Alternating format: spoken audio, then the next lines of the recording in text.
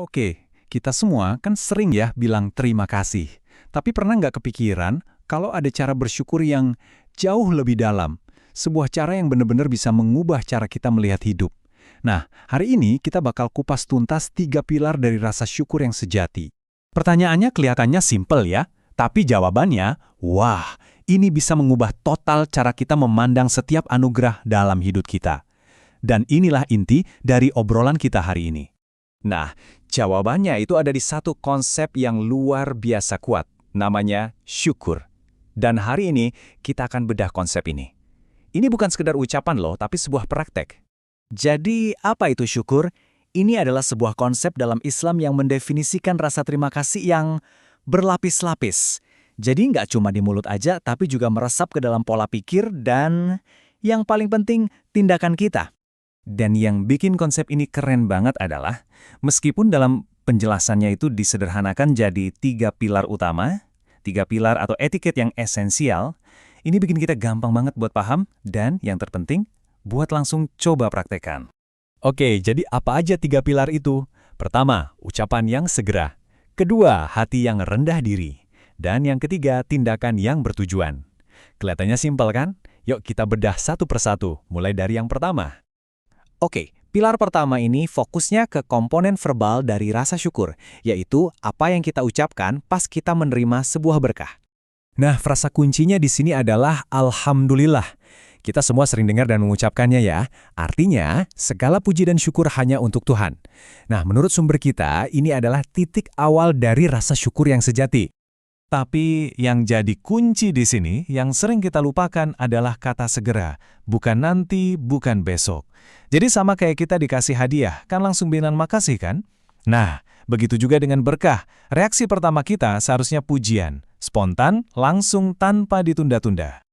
Oke, dari ucapan, sekarang kita masuk lebih dalam lagi. Ke pilar kedua, hati yang rendah diri. Ini bukan lagi soal apa yang kita katakan, tapi soal apa yang kita rasakan di dalam hati. Ini soal mindset. Ini langkah yang, penting banget.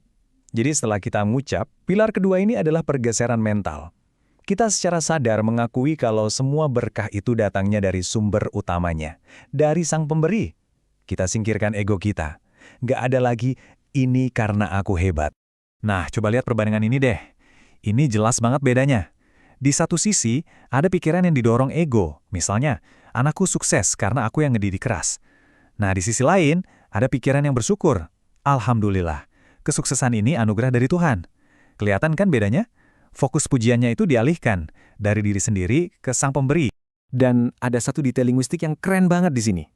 Kata al di awal alhamdu itu artinya semua. Jadi alhamdulillah itu artinya semua puji-pujian, tanpa terkecuali. Nggak ada lagi ruang buat bilang, ya alhamdulillah, tapi kan aku juga kerja keras. Nggak ada tapi. Pujiannya total dan tanpa syarat.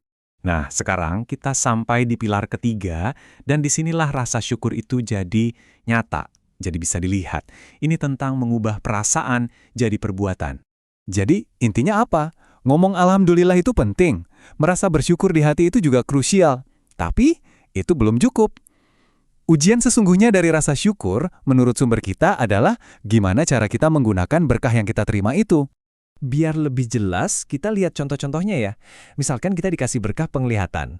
Syukur yang sejati itu ya menggunakannya untuk melihat hal-hal yang baik. Atau kita dikasih berkah rumah. Rasa syukurnya itu ya dengan menjadikan rumah itu tempat yang damai, yang bikin tenang. Intinya, setiap berkah itu ada tujuannya. Dan menggunakan berkah itu sesuai tujuannya, itulah puncak dari rasa syukur. Oke. Jadi, apa yang terjadi kalau kita berhasil mempraktekkan ketiga pilar ini? Ucapan, hati, dan tindakan, apa hasilnya? Nah, disinilah konsep ini jadi luar biasa kuat. Ternyata, saat kita berhasil menyatukan ucapan, hati, dan tindakan kita dalam bersyukur, kita nggak cuma nunjukin rasa terima kasih. Kita itu seolah-olah lagi membuka sebuah janji yang sangat dahsyat dari Sang Pemberi. Dan inilah janji itu. Jika kamu bersyukur, pasti akan aku tambah. Wow, ini seperti menciptakan sebuah lingkaran umpan balik rasa syukur. Semakin kita bersyukur dengan benar, semakin banyak pintu berkah yang akan dibukakan untuk kita. Tapi tunggu dulu, ditambah di sini bukan sekedar nambahin kuantitas loh. Bukan berarti kalau kita bersyukur punya satu mobil, besok jadi punya dua. Bukan cuma itu. Janjinya itu adalah kita akan menerima berkah yang lebih bermanfaat, lebih penuh tujuan. Sebuah kualitas yang dalam sumber kita disebut berkah. Jadi ini soal peningkatan kualitas hidup, bukan cuma kuantitas harta. Jadi, sebagai penutup, saya mau ajak kita semua merenung. Coba pikirkan, apa satu berkah dalam hidup Anda yang bisa Anda gunakan dengan lebih bertujuan mulai hari ini? Mungkin itu kesehatan Anda, keluarga Anda, atau keahlian yang Anda miliki. Gimana caranya kita bisa mengubah rasa syukur yang ada di hati menjadi tindakan yang nyata?